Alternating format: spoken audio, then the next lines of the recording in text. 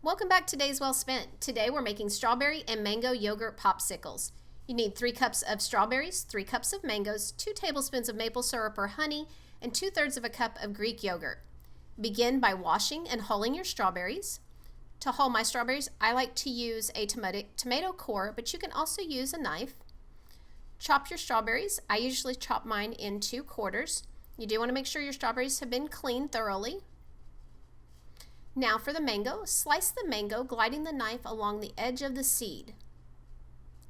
Now cut the flesh into a grid-like pattern without piercing all the way through to the skin. Now you're going to take the mango, bend it backwards, and use the knife to slice off the cubes of mango.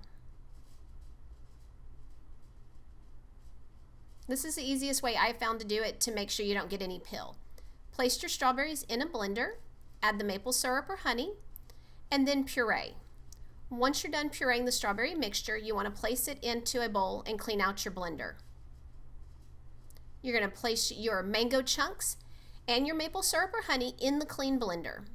Once you're done pureeing the mango mixture, you're going to place it in a separate bowl also. Now, add 2 teaspoons of strawberry puree to each of the molds.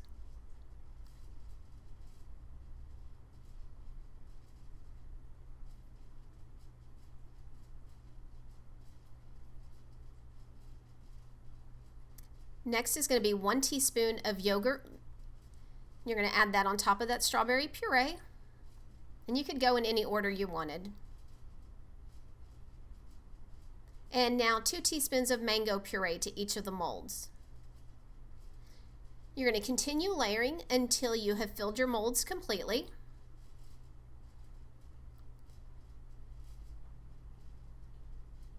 Now you want to take a butter knife and slide it down the sides of the molds. This gets all the air bubbles out and creates a little swirly effect.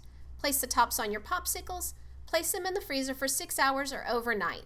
I hope you guys enjoyed the video. If you did, be sure to give us a thumbs up and be sure to hit the subscribe button if you're not already a subscriber. Down in the description, you'll find a link to a printable version of the recipe.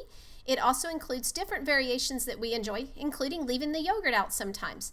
As always, be sure to visit dayswellspent.com.